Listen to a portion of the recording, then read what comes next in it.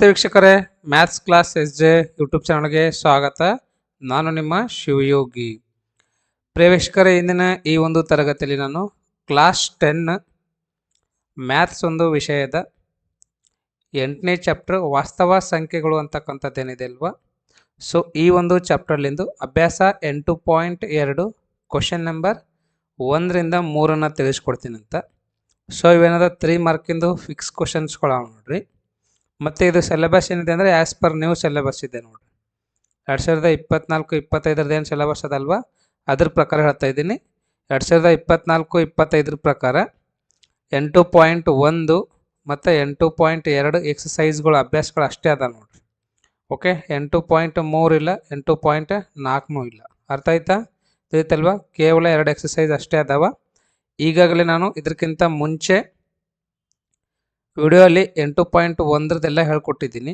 ಅದಷ್ಟೇ ಅಲ್ಲದೆ ಇನ್ನೊಂದು ಮೋಸ್ಟ್ ಇಂಪಾರ್ಟೆಂಟ್ ಏನಪ್ಪ 3 ಮಾರ್ಕಿಂದು ಕ್ವಶನ್ ಅಂತಂದರೆ prove that √3 is irrational number. ಅಂದರೆ ವರ್ಗಮೂಲ 2 ಅನ್ನೋದೊಂದು ಅಭಾಗಲಬ್ಧ ಸಂಖ್ಯೆ ಅಂತ ಪ್ರೂವ್ ಮಾಡೋದು, ವರ್ಗಮೂಲ 3 ಅನ್ನೋದೊಂದು ಅಭಾಗಲಬ್ಧ ಸಂಖ್ಯೆ ಅಂತ ಪ್ರೂವ್ ಮಾಡೋದೇನಿದೆ ಅಲ್ವಾ, ಇವು 3 ಮಾರ್ಕಿಂದ ಆಲ್ರೆಡಿ ಹೇಳಿದ್ದೀನಿ.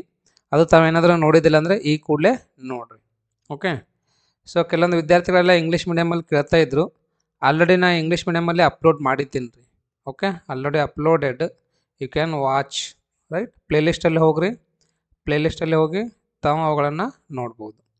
ಸೊ ಕ್ವಶನಿಗೆ ಬರ್ತೀನಿ. ಏನಿದೆ ಅಂತಂದರೆ ನೋಡಿರಿ, 3 ಮಾರ್ಕ್ ಇಂಪಾರ್ಟೆಂಟ್ ಕ್ವಶನ್ ನೋಡ್ರಿ ಇದು ರೈಟ್. ಏನಿದೆಪ್ಪ ಕ್ವಶನ್ ಅಂದರೆ ವರ್ಗಮೂಲ 5 ಒಂದು ಅಭಾಗಲಬ್ಧ ಸಂಖ್ಯೆ ಎಂದು ಸಾಧಿಸಿ ಅಂತ ಇದೆ. ಓಕೆ, ಸೊ ಇದಕ್ಕೆ ಪರಿಹಾರ ಅಂತ ಬರೀರಿ ಅಥವಾ ಸಾಧನೆ ಅಂತಾದರೂ ಬರೀರಿ.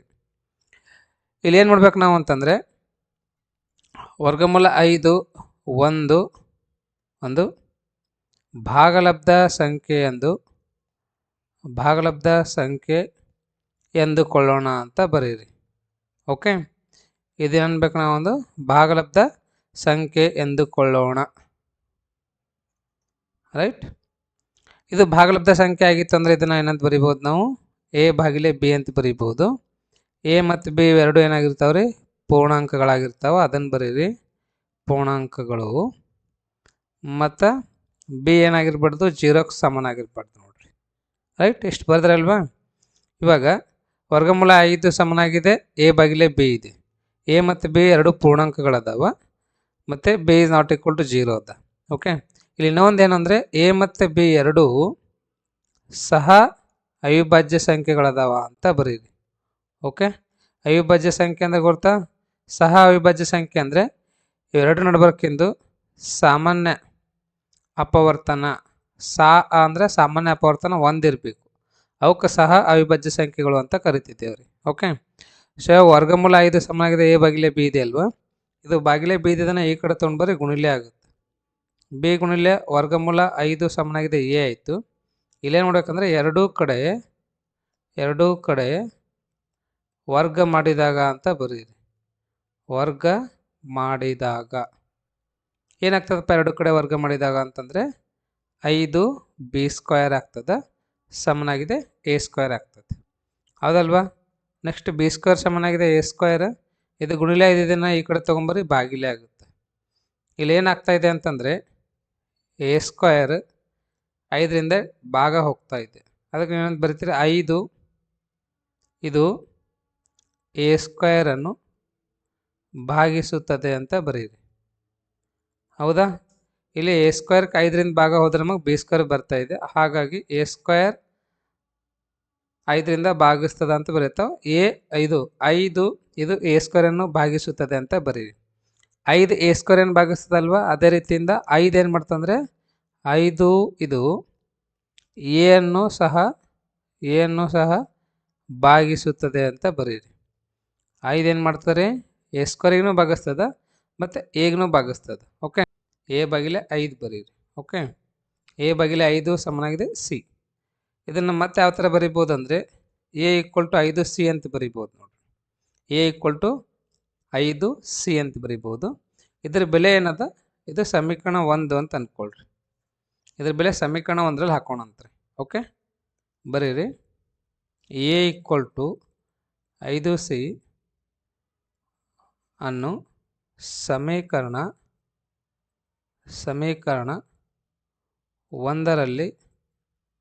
ಒಂದರಲ್ಲಿ ಆದೇಶಿಸಿದಾಗ ಅಂತ ಬರೀರಿ. ಆದೇಶಿಸಿದಾಗ ಒಂದನೇ ಸಮೀಕರಣ ಏನದ ನೋಡ್ರಿ, 5b² ಸಮನಾಗಿದೆ a² ಅಂತದ. a² ಅಂದ್ರೆ ಏನಂತ ಬರಿಬೇಕು ನಾವು, 5c² ಅಂತ ಬರೀಬೇಕು. 5b² ಬರೀರಿ. 5c² ಅಂದ್ರೆ ಏನಾಗ್ತದೆ, ಇದು 25c² ಆಗ್ತದೆ. 5 ಒಂದಲೇ 5 ಬರೀರಿ, 5 5 25 ಅಂದರೆ b² ಸಮನಾಗಿದೆ ಏನು ಬರ್ತಾ ಇದೆ ನಮಗಿಲ್ಲಿ, 5c² ಬರ್ತಾ ಇದೆ. ಹೌದಾ, ಇದು ಗುಣಿಲೆ 5 ಇದನ್ನು ಈ ಕಡೆ ತೊಗೊಂಬರಿ, ಭಾಗಿಲೆ ಆಗುತ್ತೆ.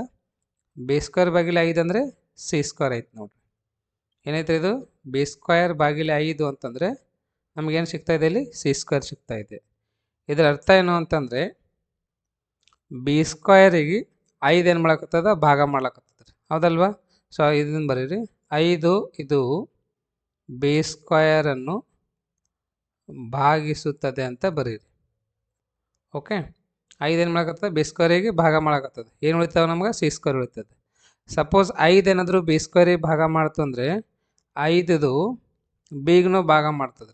ಹೌದಲ್ವಾ, ಸೊ ಅದಕ್ಕೆ ಏನಂತ ಬರೀತೀರಿ, 5 b ಅನ್ನು ಸಹ ಭಾಗಿಸುತ್ತದೆ ಅಂತ ಬರೀರಿ. ರೈಟ್, b ಅನ್ನು ಸಹ ಭಾಗಿಸುತ್ತದೆ. ಇಲ್ಲಿ 5 bಗೂ ಭಾಗಿಸ್ಲಿಕ್ಕತ್ತದ ಮತ್ತು ಇದೇ 5 ಏನು ಮಾಡಕತ್ತದ ರೀ, ಎಗೂ ಭಾಗಿಸ್ಲಿಕ್ಕತ್ತದ. ಇದರ ಅರ್ಥ ಏನಂದರೆ 5 a ಮತ್ತು b, 5 ಇದು a ಮತ್ತು b ಯ ಸಾಮಾನ್ಯ ಅಪವರ್ತನವಾಗಿದೆ. ಏನಾಗಿದ್ರೆ ಇದು ಸಾಮಾನ್ಯ ಅಪವರ್ತನವಾಗಿದೆ. ಹೌದಲ್ವಾ, ಸೊ ಇದು ಸಾಮಾನ್ಯ ಅಪವರ್ತನ ಆಗಿತ್ತು ಅಂದರೆ a ಮತ್ತು b ಎರಡು ಏನದಾವ್ರಿ, ಇವು a ಮತ್ತು b ಎರಡು ಸಹ ಅವಿಭಾಜ್ಯ ಸಂಖ್ಯೆಗಳಲ್ಲ. ಹೌದಲ್ವಾ, ಸಂಖ್ಯೆಗಳಲ್ಲ. ಆದ್ದರಿಂದ ವರ್ಗಮೂಲ 5 ಒಂದು ಏನದರ ಅದು, ಎಸ್ ಅಭಾಗಲಬ್ಧ ಸಂಖ್ಯೆಯಾಗಿದೆ ಅಂತ ಬರೀರಿ. ಅಭಾಗಲಬ್ಧ ಸಂಖ್ಯೆಯಾಗಿದೆ ಅಂತ ಬರೀರಿ. ಓಕೆ, ಇದಕ್ಕಿಂತ ಮುಂಚೆ ಒಂದು ಲೈನ್ ಸೇರಿಸ್ಬೋದು. ಏನು ಅಂತಂದರೆ ವರ್ಗಮೂಲ 5 ಒಂದು ಭಾಗಲಬ್ಧ ಸಂಖ್ಯೆ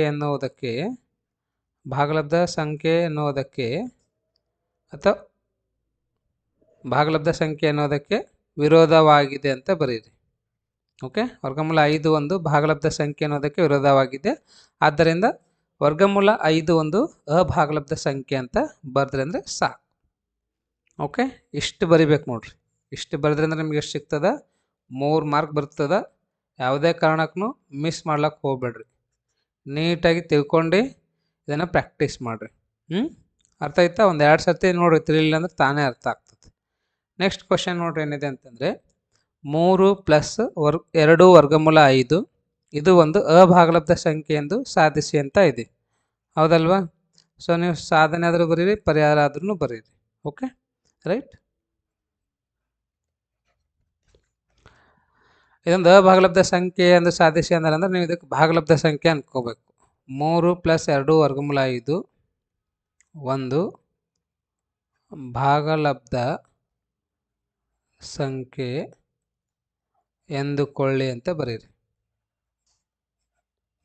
ಓಕೆ, ಇದೊಂದು ಭಾಗಲಬ್ಧ ಸಂಖ್ಯೆ ಆಗಿತ್ತು ಅಂದರೆ ಇದನ್ನು ನಾವು ಏನಂತ ಬರಿತೀವಿ, ನಾವು 3 + 2 ವರ್ಗಮೂಲ 5 ಸಮನಾಗಿದೆ a/b ಅಂತ ಬರ್ತಿದ್ದೆವು. a ಮತ್ತು b ಎರಡು ಏನಾಗಿರ್ಬೇಕು, ಇವು ಪೂರ್ಣಾಂಕಗಳಾಗಿರ್ಬೇಕು ಮತ್ತು ಸಹ ಅವಿಭಾಜ್ಯ ಸಂಖ್ಯೆಗಳಾಗಿರ್ಬೇಕು. ನೋಡ್ರಿ, ಏನಾಗಿರ್ಬೇಕು, ಸಹ ಅವಿಭಾಜ್ಯ ಸಂಖ್ಯೆಗಳು ಆಗಿರಬೇಕು.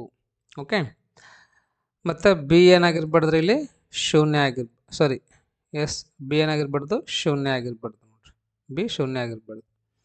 ಇದನ್ನ ಏನಂತ ಬರಿತೀವಪ್ಪ ಇವಾಗ ನಾವು ಅಂತಂದರೆ 2 ವರ್ಗಮೂಲ 5 ಬರೀರಿ ಸಮನಾಗಿದೆ. ಇದು ಪ್ಲಸ್ ಇದನ್ನು ಈ ಕಡೆ ತೊಗೊಂಬರಿ, ಮೈನಸ್ ಆಗುತ್ತೆ. ನೋಡ್ರಿ, +3 ಈ ಕಡೆ ತೊಗೊಂಬರಿ, -3 ಆಗುತ್ತೆ. ವರ್ಗಮೂಲ 5 ಸಮನಾಗಿದೆ 2 ವರ್ಗಮೂಲ 5 ಬರೀರಿ. ಲಸ ಏನಾದರೆ ಇದು b ಮತ್ತು 1 ಲಸ bನೇ ಆಗ್ತದೆ. ಇದು ಎ ಬರೀರಿ ಮೈನಸ್ 3b ಆಗ್ತದೆ ನೋಡ್ರಿ. ಕರೆಕ್ಟಾ? ಸೊ ನೆಕ್ಸ್ಟ್ ಸ್ಟೆಪ್ಪಲ್ಲಿ ಏನು ಮಾಡಬೇಕು ಅಂದರೆ ವರ್ಗಮೂಲ 5 ಸಮನಾಗಿದೆ ಎ ಮೈನಸ್ 3b. ಇದು ಗುಣಿಲೆ 2 ದಿನ ಈ ಕಡೆ ತೊಗೊಂಬರಿ ಭಾಗಿಲೆ ಆಗುತ್ತೆ. ವರ್ಗಮೂಲ 5 ಸಮನಾಗಿದೆ ಏನು ಬಂತು ಇಲ್ಲಿ ನಿಮಗೆ ಎ ಮೈನಸ್ 3b ಭಾಗಿಲೆ 2b ಬಂತು. ಹೌದಾ? ಇಲ್ಲಿ ನೋಡ್ರಿ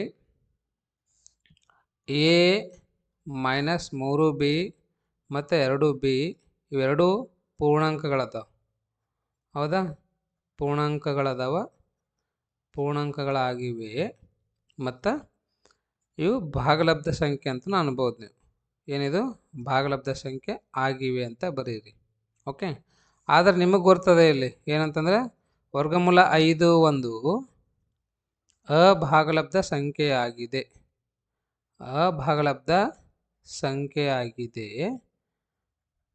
ಆದ್ದರಿಂದ 3 + 2 ವರ್ಗಮೂಲ 5 ಒಂದು ಅಭಾಗಲಬ್ಧ ಸಂಖ್ಯೆ ಅಂತ ಬರೀರಿ. ಓಕೆ, ಅಭಾಗಲಬ್ಧ ಸಂಖ್ಯೆ ಅಂತ ಬರೀರಿ. ಎಷ್ಟು ಬರಿಬೇಕು ನೋಡ್ರಿ. ಓಕೆ, ತಿಳಿತಲ್ವಾ? ರೈಟ್, ನೆಕ್ಸ್ಟ್ ಕ್ವಶನ್ ನೋಡೋಣ ಅಂತ. ಏನಿದೆಪ್ಪ ಕ್ವಶನ್ ಅಂತಂದರೆ 3ನೇದ್ರದಾಗ 1ನೇದು 1 ವರ್ಗಮೂಲ 2 ಒಂದು ಅಭಾಗಲಬ್ಧ ಸಂಖ್ಯೆ ಎಂದು ಸಾಧಿಸಿ ಅಂತ ನೋಡ್ರಿ. ಸೇಮ್ ಇದು ಯಾವ ಥರ ಅದ ಅಂದರೆ 11 ಫಸ್ಟಿಂದ ಮಾಡಿದೆ ನೋಡ್ರಿ, ಇದೇ ಥರನೇ ಅದ ನೋಡ್ರಿ. ಸೇಮ್ ಇದೇ ಥರನೇ ಅದ. ಅಷ್ಟೇ ಇಲ್ಲಿ ವರ್ಗಮೂಲ 5 ಅದ, ಅಲ್ಲಿ 1 ವರ್ಗಮೂಲ 2 ಅದ ನೋಡ್ರಿ. ರೈಟ್, ಇದೇ ಥರನೇ ಮಾಡಬೇಕು. ನಾನು ಮಾಡ್ತೀನಿ ಅಂತ ನೋಡ್ರಿ. ಇವಾಗ ಸಾಧನೆ ಅಂತ ಬರೀರಿ. 1 ವರ್ಗಮೂಲ 2 ಒಂದು ಭಾಗಲಬ್ಧ ಸಂಖ್ಯೆ ಎಂದುಕೊಳ್ಳಿ. ಓಕೆ, ಇದೊಂದು ಭಾಗಲಬ್ಧ ಸಂಖ್ಯೆ ಅಂತ ಅನ್ಕೋಬೇಕು. ಇದು ಭಾಗಲಬ್ಧ ಸಂಖ್ಯೆ ಇತ್ತಂದರೆ ಇದನ್ನ ಏನಂತ ಬರಿಬೋದು ನಾವು 1 ವರ್ಗಮೂಲ 2 ಸಮನಾಗಿದೆ a/b ಅಂತ ಬರಿಬೋದು. ಎ ಮತ್ತು ಬಿ ಎರಡು ಏನದ ಅಂದರೆ ಪೂರ್ಣಾಂಕಗಳದಾವ ಮತ್ತು ಸಹ ಅವಿಭಾಜ್ಯ ಸಂಖ್ಯೆಗಳದಾವ ಅಂತ ಬರೀರಿ. ಓಕೆ, ಸಹ ಅವಿಭಾಜ್ಯ ಸಂಖ್ಯೆಗಳು.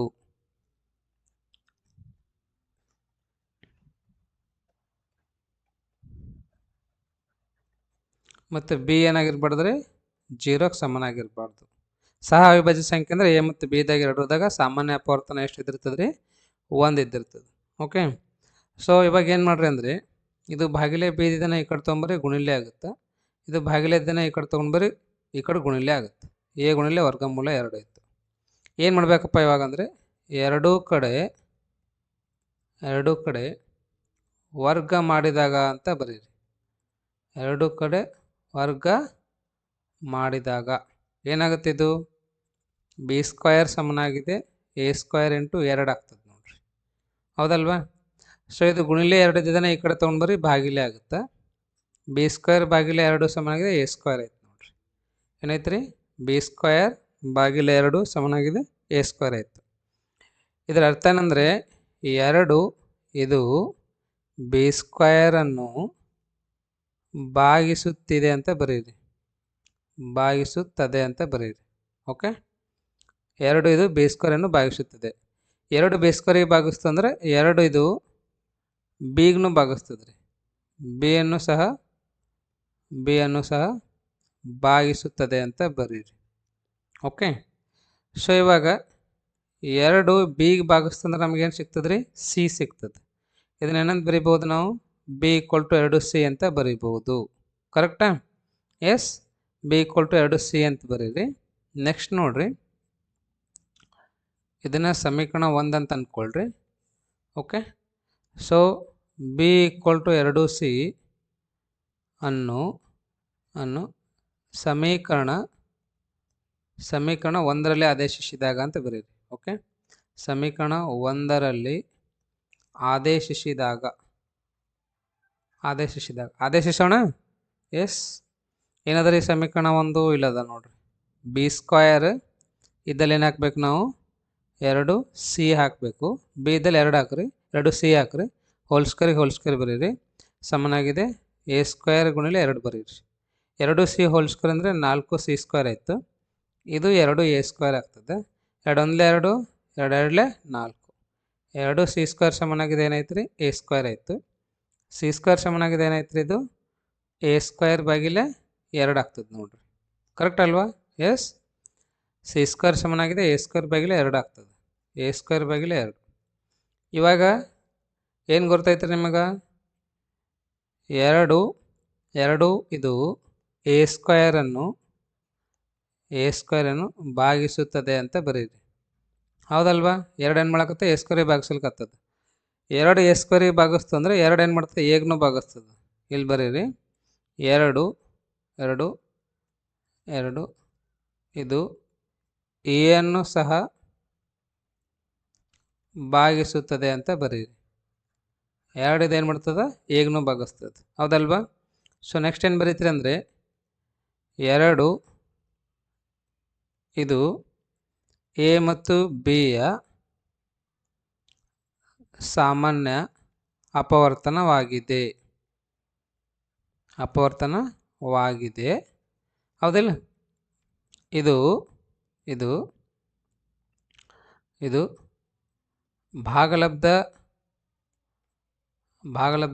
ಸಂಖ್ಯೆಗೆ ವಿರೋಧವಾಗಿದೆ ಅಂತ ಬರೀರಿ. ಏನಾಗಿದೆ? ಇದು ಭಾಗಲಬ್ಧ ಸಂಖ್ಯೆಗೆ ವಿರೋಧ ಆಗಿದೆ. ಯಾಕಂದರೆ ಭಾಗಲಬ್ಧ ಸಂಖ್ಯೆ ಅಂದರೆ ಏನಿರಬೇಕು? ಎ ಮತ್ತು ಬಿ ಎರಡು ಸಹ ಅವಿಭಾಜ್ಯ ಸಂಖ್ಯೆಗಳಾಗಿರಬೇಕು. ಸಹ ಅವಿಭಾಜ್ಯ ಅಂದರೆ ಎರಡದಾಗ ಕಾಮನ್ ಏನಿರಬೇಕು ರೀ? 1 ಇರಬೇಕು. ಬಟ್ ಇಲ್ಲಿ 2 ಅದಲ್ವಾ? ಹಾಗಾಗಿ ಇದು ಭಾಗಲಬ್ಧ ಸಂಖ್ಯೆಗೆ ವಿರೋಧವಾಗಿದೆ ಅಂತ ಬರೀರಿ ಲಾಸ್ಟಿಗೆ. ಆದ್ದರಿಂದ ವರ್ಗಮೂಲ ಇಲ್ಲ, 1/√2 ಇದೆ ಅಲ್ವಾ? ಆದ್ದರಿಂದ 1/√2 ಇದು 1 ಇದು 1 ಅಭಾಗಲಬ್ಧ ಸಂಖ್ಯೆಯಾಗಿದೆ ಅಂತ ಬರೀರಿ. ಅಭಾಗಲಬ್ಧ ಸಂಖ್ಯೆಯಾಗಿದೆ ಅಂತ ಬರೀರಿ. ತಿಳಿತಲ್ವಾ? ಅರ್ಥ ಆಯಿತು? ಭಾಳ ಸಿಂಪಲ್ ಅದ ರೀ, ಏನು ಕನ್ಫ್ಯೂಷನ್ ಮಾಡ್ಕೊಳಕ್ಕೆ ಹೋಗ್ಬೇಡ್ರಿ. Okay right? ಇವಾಗ ಸೇಮ್ ಇದೇ ಥರನೇ ಎರಡನೇ ಕ್ವಶನ್ ಅದ ನೋಡ್ರಿ. ಎರಡನೇ ಕ್ವಶನ್ ಏನು ಅಂತಂದರೆ 7/5 ಅದ. ಇದನ್ನೇನಂತ ಅನ್ಕೋಬೇಕು ನಾವು? ಎ ಬಾಗಿಲೆ ಬಿ ಅಂತ ಅನ್ಕೋಬೇಕು. ವರ್ಗಮೂಲ 5 ಸಮನಾಗಿದೆ a/7b ಅಂತ ಅನ್ರಿ.